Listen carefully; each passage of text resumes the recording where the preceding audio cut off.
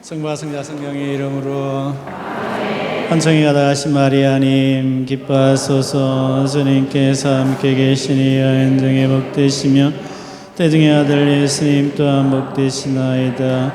천주의 성모 마리아님 이제와 저희 죽을 때 저희 죄인을 위하여 빌어주소서. 아멘. 성부와 성자 성령의 이름으로. 지난번에도 제가 강노시 안에 말씀드렸는데 시노드라고 하는 게 지금 우리가 지금은 이제 반송성당 안에서만 머물고 있습니다만은 눈을 조금만 더 이게 살펴보면 우리가 교황님께 순명하잖아요, 그죠? 교황님의 지향이 지금 어디에 있는가를 살펴보면 교황님께서 이 전체 교회를 이끌어 가시기에 가장 중요한 요소가 지금 시노드입니다.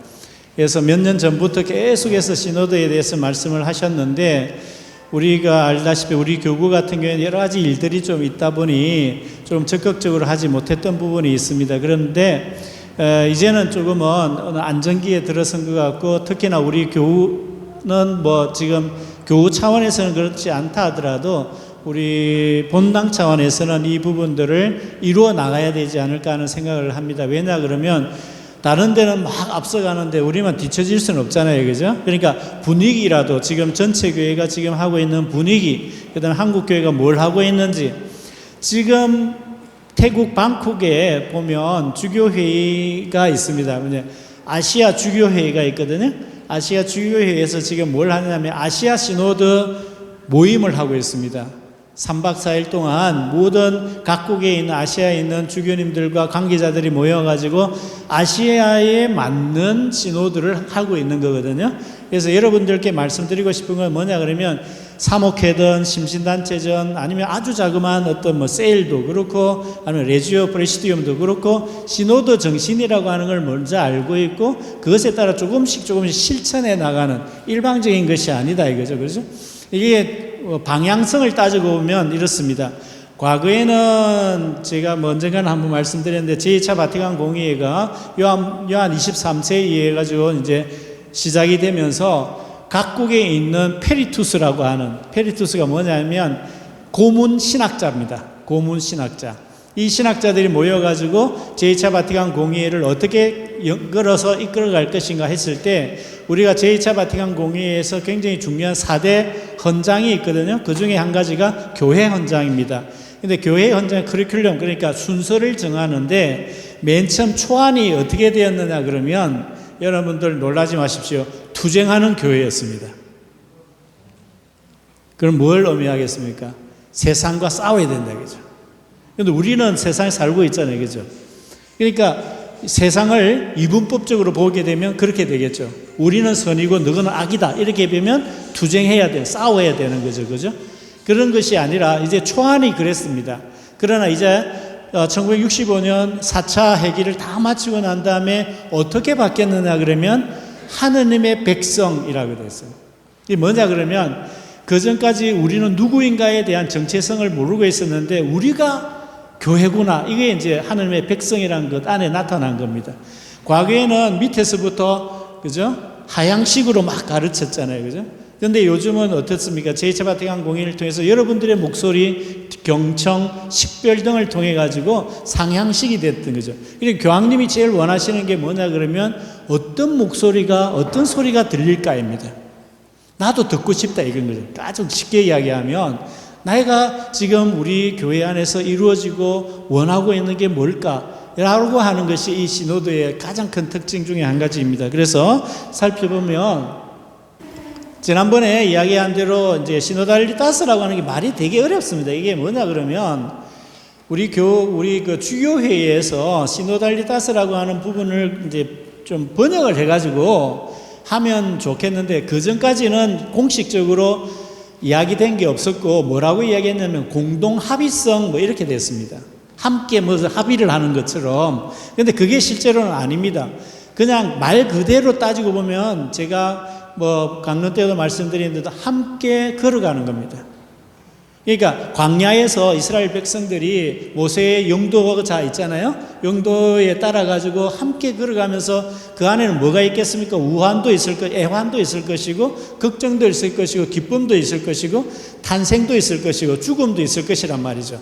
그러한 모든 것들이 함께 되어져 있는 것, 이게 시노달리다스라고 보는 겁니다. 그러니까 우리가 사순 다마의 교황님께서 이 사순 시기는 시노달리다스 여정이다 이렇게 이야기하거든요. 함께 걸어가는 것, 함께 살아가는 것이다 라고 하는 걸 여기에 담아놓고 있습니다. 그래서 시는 함께라고 하는 거고 호도스는 길입니다. 그래서 대표적으로 이 시노도스라고 하는 이 부분을 이야기를 할 때 제일 우리가 머릿속에 잘 들어오는 게 엠마오로 가는 겁니다. 자, 엠마오로 가는 길에 두 제자가 어땠습니까? 두 제자는 시급한 거죠, 이제. 시급해가지고 튀는 중이었습니다. 아무리 부활했다 해도 이거 요 있다가는 내 목숨을 부지를 못하겠구나. 그래가지고 튀는 중에 이제 예수님께서 나타나셨거든요. 그런데 예수님께서는 야 인마 내다 안 그러셨잖아요, 그죠? 끊임없이 그들이 깨우치고 이야기를 나누고 하는 동안 기다려 주신 거죠. 그런 겁니다. 함께 걸어가는 게 그런 것입니다. 그게 이제 가장 중요한 부분이고요. 함께 가는 길에 대한 이름이 바로 교회다라고까지 이야기하는 겁니다. 그러면 예전에는 교회는 누구냐라고 이야기를 했을 때 지금은 우리가 하나님의 백성, 성령의 궁전, 하나님의 거처 등등으로 계속 이야기를 하거든요. 여러 가지가 있는데 요한 그리스도모 성인은 뭐라고 이야기하냐? 함께 걸어가는 집 이렇게 되는 거죠. 함께 걸어가는 집. 그러니까 지상의 순례자이고 등등으로 우리가 표현을 합니다. 그게 이제 가장 기본적인 요소라는 거죠. 자, 그러고 난 다음에 이게 아래로부터입니다. 이게 대단히 중요한 건데 아래로부터 시작하는 거거든요. 우리 좀 대단히 그런 소공동체 운동 아시죠? 소공동체 운동이 우리나라에서 약간 기우뚱기우뚱했죠. 우리 본 교회에서도 약간 기우뚱기우뚱했죠. 그게 왜 기우뚱기우뚱했는지 아시나요? 그게 원래 따지고 보면 어디에 있느냐면 남아프리카 공화국에 있는 주교회의 산하에 있는 룸코 사목연구소라는 데가 있습니다. 룸코 사목연구소에서 복음 나누기 7단계 하셨죠. 그게 뭐냐면 원형이 어디냐 그러면 렉시오 디비나라고는 우리 가톨릭의 가장 오래된 전통의 그게 렉시오 디비나인데 복음 나누기 하면 누군가 읽어주세요 뭐 이렇게 하시죠, 그죠? 우리하고 안 맞습니다. 왜 안 맞느냐면 남아프리카 상황하고 우리 상황하고 같겠습니까? 다르죠. 거기는 문명률이 굉장히 높기 때문에 읽을 줄 아는 사람이 별로 없습니다. 그러니까 이야기를 하는 거예요. 이제 그거를 가지고 와가지고 우리가 하다 보니 우리 좀 삐끗삐끗한 거예요. 우리는 좀 약간 좀 다른 걸 우리 정서에 좀 다른 걸 해야 되는데 그러면 우리가 맨 처음에 하려고 그러면 우리는 어떤 걸 원하고 있는가 어떤 영성을 원하고 있는가를 찾아봐야 되는데 그러지 않고 야 소공동체 운동하자 와 이래 된 거죠. 그러다 보니까 좀 삐끗삐끗한 그런 부분이 있습니다. 그래서 우리가 3년 동안의 어떤 시노드 여정을 한번 살펴보면서 우리 반송신앙 공동체의 고유한 영성과 영성의 방식은 뭘까? 그죠? 그런 것도 찾는 것이 우리들의 몫이고 우리들이 해야 될 일이라고 생각하는 거죠. 그리고 우리 자손들에게 우리는 이 아파트 문화 또 아니면 다른 문화도 있지만은 그 안에서 이런 영성을 키워나갔다라고 할 수 있는 거거든요. 자, 그 다음에 중요한 것은 뭐냐 그러면 지금 여기에서 시작하는 겁니다. 이게 왜 그러냐 그러면 지금 여기에서 시작하지 않으면 우리는 먼 세계를 바라보거든요. 아무리 우리가 아무리 종말론적으로 본다면 먼 세계, 먼 훗날 본다고 하지만 여기 막 살아도 된다고 하는 건 아니라는 거죠. 먼 훗날을 위해서 지금 여기에서 잘 살아야 된다 이 말입니다. 그게 지금 여기에서라고 하는 부분이거든요. 자, 그 다음에 하나님의 백성의 어떤 가장 중요한 것 중에 한 가지가 두 가지가 있습니다. 제2차 바티칸 공의회에서 가장 중요한 개념 하나가 발견이 되는데 지난번에 제가 작년 4월에 특강을 하면서 제가 말씀드린 것 중에 한 가지가 있는데요. 제2차 바티칸 공의회의 가장 중요한 단어 중에 한 가지가 바로 친교라는 개념이에요. 친교라는 말이 코이노니아라고 하는 말인데 친교는 서로 대화하고 나누고 사귀는 겁니다. 그러면서 일치예로 나아가는 겁니다. 그러니까 내 마음을 주고 받는 거죠. 이게 어떤 형태로 나타나느냐 그러면 지난번에 기억하십니까? 작년에 제가 하실 때 꽃무니오라고 그래요. 꽃무니오라는 저 말 안에서 커뮤니케이션이 나옵니다. 대화가. 그러니까 친교라고 하는 원형은 누구냐 그러면 삼일체 하느님이에요. 성부는 성자에게, 성자는 성부에게, 성부는 성령에게, 성령은 성부에게, 성자는 성령에게, 성령은 성자에게 주고받는 관계라는 거죠. 이게 일방적이지 않다 이거죠. 예전에 우리가 교리를 보면 그런 게 있었습니다. 구약 성경은 어떻다? 성부의 시대고, 신약은 예수님의 시대고, 지금은 성령 딱딱 잘라서 이야기했거든요. 안 그렇습니다. 지금은 성부, 성자, 성령의 시대입니다. 그죠? 구약도 마찬가지고 성부, 성자, 성령의 시대였고, 그렇게 그것은 모든 것이 삼일체론적인 관계성 안에서 이루어지는 것이고, 그 주고받음의 관계가 친교라는 거예요. 친교를 이루는 겁니다. 그러니까 우리가 모든 교회의 생활은 여기에서부터 다 나옵니다. 에미도 마찬가지죠. 에미라든지 다른 모든 심신단체들 있잖아요. 그죠? 모든 기원을 신학적으로 따지고 보면 전부 다 여기에서 나옵니다. 그래서 성부, 성자, 성령의 이 서로 상호 정렬화 그런 게 뭡니까? 주는 거잖아요. 그죠? 그리고 주는 건데 그냥 주는 것이 아니라, 그냥 선물하는 주는 것이 아니라, 여기는 좀 말이 좀 우리가 번역하기가 좀 어려워서 그러는데, 침투하다 이 말인데, 그 안으로 쑥 들어가는 거죠. 자, 그러면 예수님께서 우리에게 오셔가지고 십자가를 지셨다라고 했을 때 단어가 뭐냐? 컴패션이란 말이 있습니다. 그 연민이란 말이거든요. 그 연민이란 뭐냐면, 함께 아파한다. 우리는 그렇잖아요. 환자들을 만나지만은, 함께 아파하진 않잖아요. 왜? 아프지도 않고 나는 어차피. 그런데 그 공감을 일어나는 거죠. 내 마음의 공감을 드러내는 겁니다. 그게 예수님의 마음이었거든요. 그게 이제 예수 성심 안에 드러나 있는 부분입니다. 자, 그 다음에 이제, 이거는 이제 어려우니까 다음에. 아마 됩니다. 자, 그 다음에, 이것도, 그게 이제 이 정녀의 삶의 정점이 뭐냐면, 파스카라고 하는 게 말 그대로 뭡니까? 지나가다입니다. 지나가다. 그게 뭐냐 그러면 아주 신학적으로 되게 재미있는 부분 중에 한 가지가 예수님께서 돌아가셨을 때 하느님은 어디에 계셨냐? 그 죽음마저도 그 죽음을 원하지 않으셨던 하나님이신데 예수님이 돌아가셨을 때 하느님 아버지는 어디에 계셨나 이 말이에요. 왜 이렇게 내팽개쳤느냐? 여기에 굉장히 중요한 부분 중에 한 가지가 뭐냐면 아버지의 침묵입니다.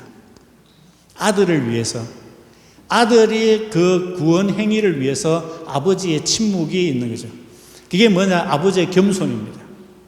그러니까 아버지는 아들에게, 아들은 아버지에게, 아버지는 성령에게, 성령은 아버지에게 겸손한 거죠.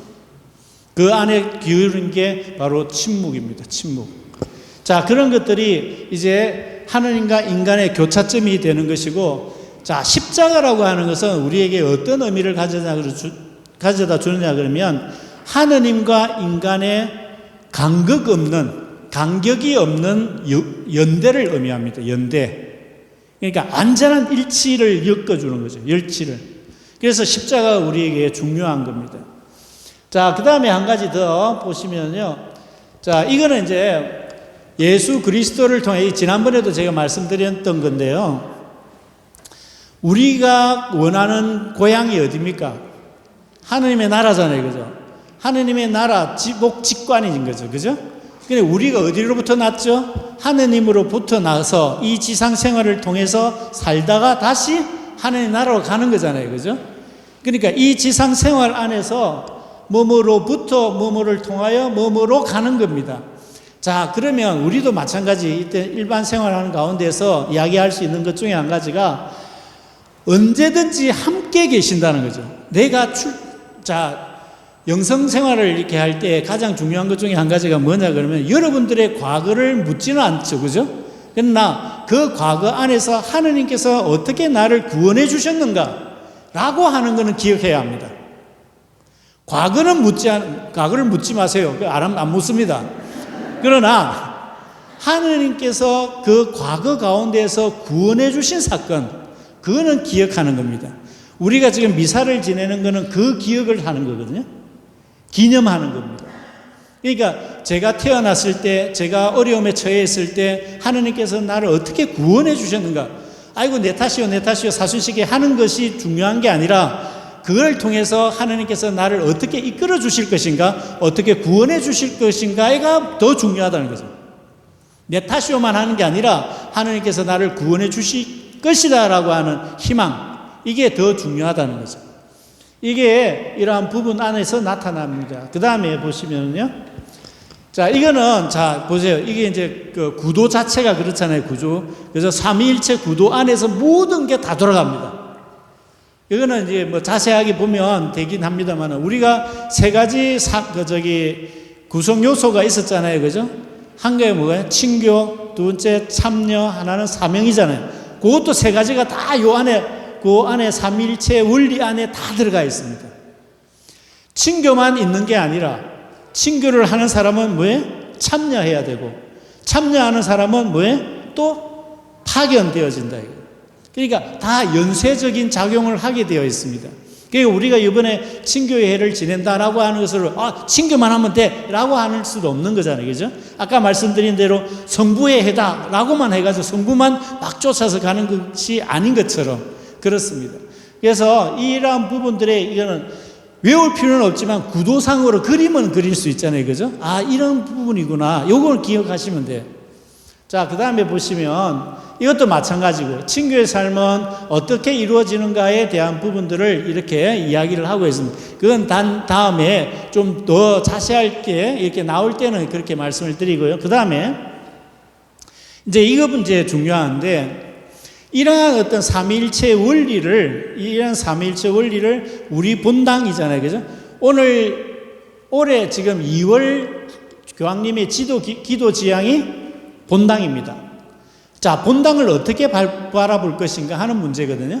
본당을 시노드적인 공동체, 그 다음에 나가는 교회라고 하는 걸 우리가 기억하시기에 좋은 게 뭐냐 그러면, 교황님께서 팬데믹이 굉장히 심할 때에 우리 교회에다가 뭐라고 가르쳤느냐 그러면 야전병원이 되라 그래요.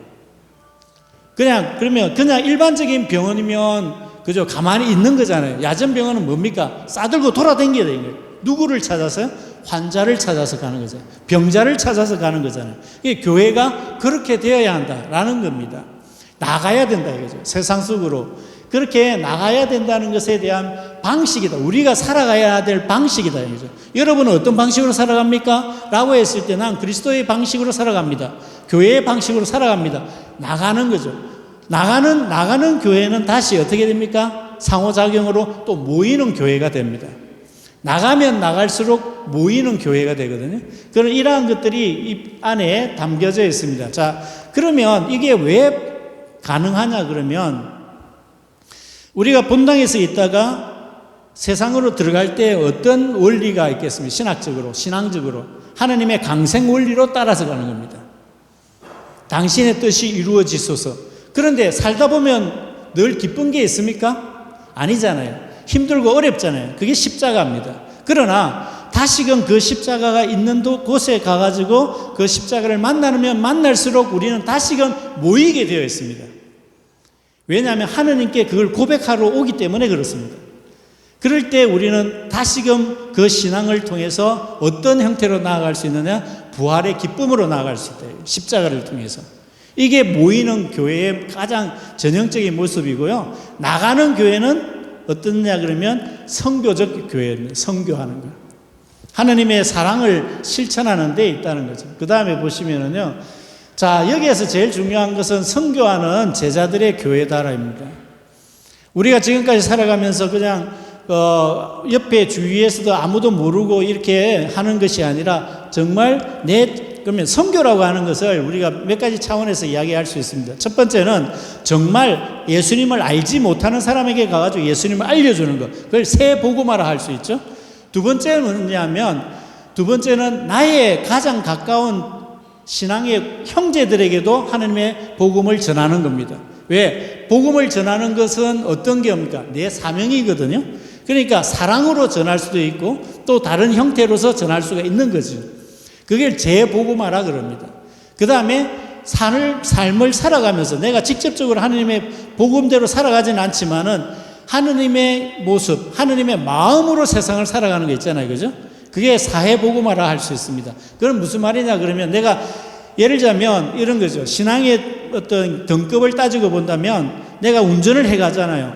저 사람이 보인다. 그러면 하느님께서 귀하게 여기시는 사람이다 라고 생각하면서 브레이크 밟는가 하고 저 차원에 오대서 뛰어들어오는 왜 밟는가 하고 다르잖아요. 그렇죠. 그죠? 그러니까 우리가 사용하고 있는 모든 삶의 방식, 이게 그리스도 중심으로 갈 수 있어야 한다 이 말입니다. 그 다음에 나가는 교회를 위해 본당 쇄신을 위해서는 우리 한번 요거는 이제 한 번만 훑어보고 마치면 될 것 같는데요. 우리에게 권고하고 교회가 권고하고 있는 겁니다. 그래서 나가는 교회가 되기 위해서 특히나 본당 쇄신을 위해서는 복음의 기쁨 28항에 있습니다. 그 프란치스 교황님의 회칙에 있거든요. 첫 번째는 어머니의 마음으로 사람들을 환대하고 포용합니다. 환대라는 말 아시죠? 그죠? 환대의 가장 적극적인 요소가 뭐가 있습니까? 복음 중에서 뭐가 있겠으면 환대하는 거죠. 착한 사마리아인이죠. 착한 사마리아인. 그것이 바로 환대한다, 포용한다.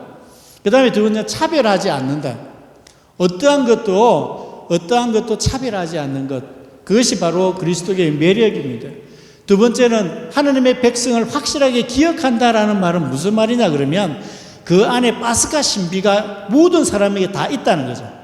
한 사람 한 사람에게도 하느님의 은총이 드리워져 있고 한 사람 한 사람에게 하느님의 파스카 신비가 드리워져 있는 신비체의 지체라는 거예요.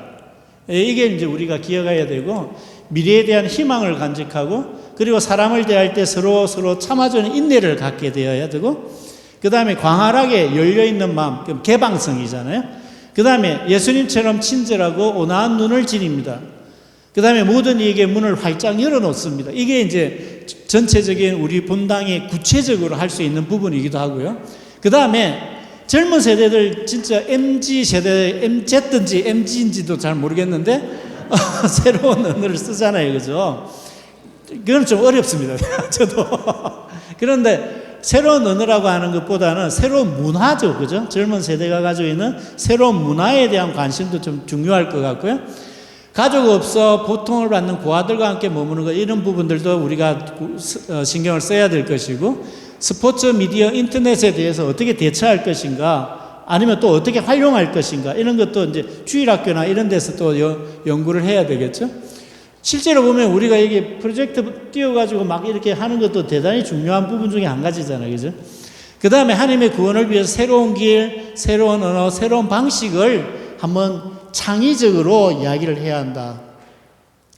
신학이라고 하는 걸 뭐라고 이제 그 규정을 지으면, 신학은 뭐냐 그러면 창조적 상상력입니다. 신학이. 그러니까 우리가 교리다 이렇게 생각을 하면 제1조 하나님을 10계명처럼 그렇게 생각하시는데, 신학이라고 하는 거는 다양하게 이야기할 수 있는 겁니다. 상상을 가지고. 그렇기 때문에 이러한 본당 사목도 상상력이 풍부해야 됩니다. 그냥 주어지는 대로만 하는 게 아니라 창의적이어야 한다 이 말입니다. 곁에 머무는 본당 신부가 옆에 있습니다. 옆에 옆에 있으니까. 자, 그 다음에 모든 걸 대가를 바라지 않고 그저 행합니다 등의 아주 구체적인 요소들에 대해서 이야기를 하고 있고요. 그 다음에 이제 이거는 다른 교리의 문제이고요. 다음에 그 다음 다시 한번 볼까요? 자, 그 다음에 이제 이거를 강조를 하고 싶은 것이 뭐냐 그러면, 어디든지 우리가 다양한 행동을, 다양하게 교회의 방식을 살아갈 수가 있지만 가장 중요한 게 성체성사입니다. 그러니까 우리가 아무리 신신단체에서 사목적 활동을 한다 하더라도 가장 중심은 성체성세를 중심으로 시작하는 겁니다. 그것을 빼버리면 자기 정체성을 잃어버립니다. 그래서 내가 누군지를 모르는 거죠. 그래서 모든 것은 미사를 중심으로 이루어진다라는 거, 그것을 강조를 하고 있고요. 여러분 모인 이분 모두가, 우리 모두 성체 신신 묵상이 있잖아요. 그죠? 함께함으로써 정말 성체 안에서 이루어지는 그 은총의 힘, 그것을 받아들이고 사랑하고 하는 예수님을 사랑하는 그 마음이 예수님께서 우리에게 대한 사랑과 우리가 예수님께 대한 그 사랑이 교차되는 지점이 바로 성체성사입니다. 그 성사적 효력을 위해서 함께 힘을 써야 되는 게 바로 그런 것이고, 그게 성사적 친교라고 이야기합니다. 하느님께서 우리를 사랑하시는 것과 우리가 하느님을 사랑하는 그 교차점이 되는 장소가, 가장 뚜렷한 장소가 성체성사이고, 성체성사 안에서 이루어지는 일치, 우리가 영성체 하시잖아요, 그죠? 그 일치가 바로 성사적 친교다라고 이야기합니다. 그래서 굉장히 중요한 부분 중에, 가장 중요한 부분 중에 한 가지가 바로 그런 부분입니다. 자, 그 다음에, 본당에서는 우리에게 가장 중요한 최소 단위의 신앙 공동체입니다. 그런데 그보다 더 작은 게 뭘까요? 가정입니다.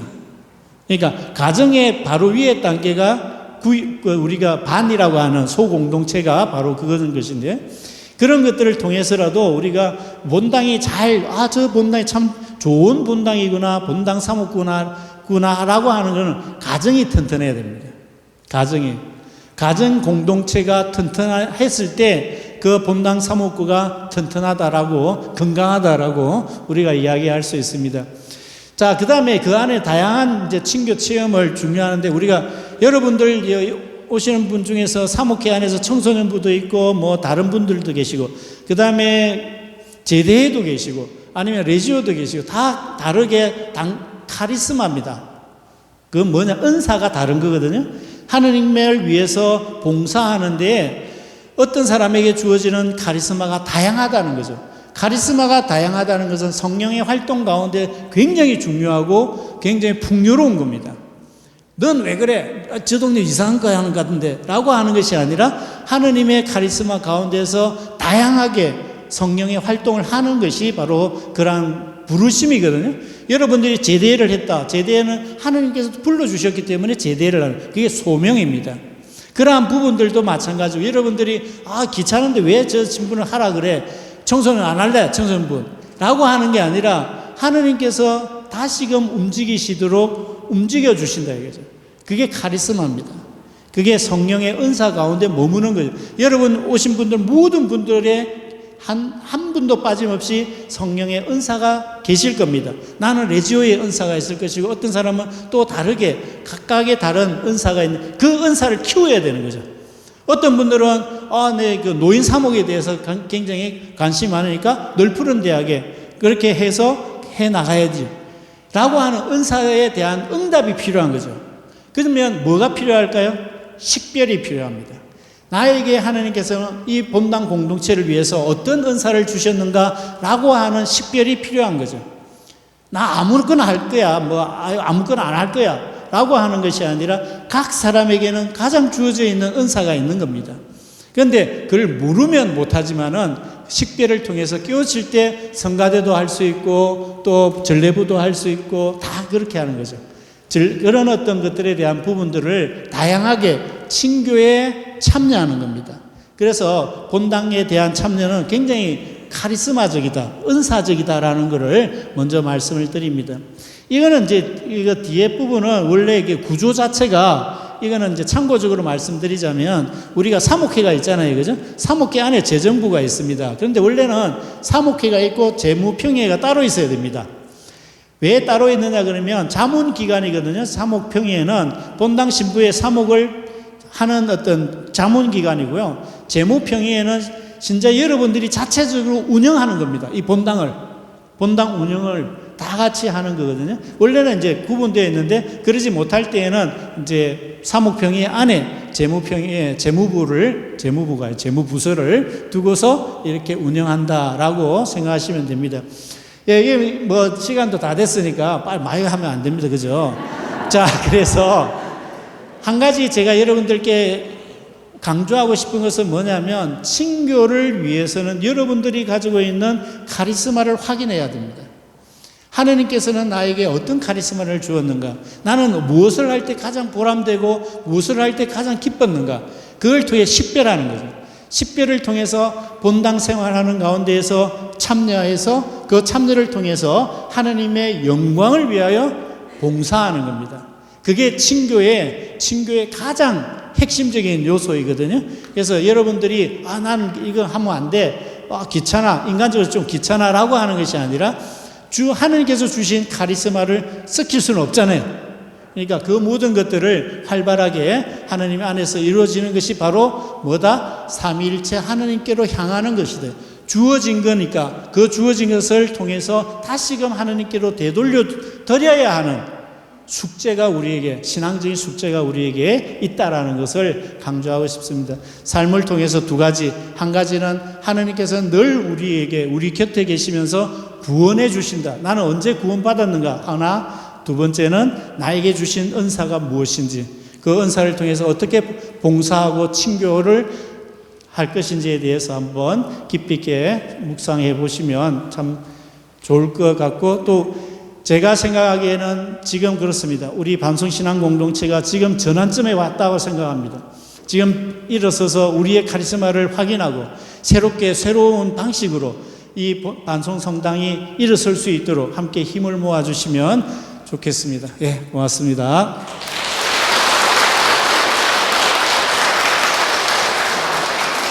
아침 기도할게요. 영광의 성부와 성자와 성령께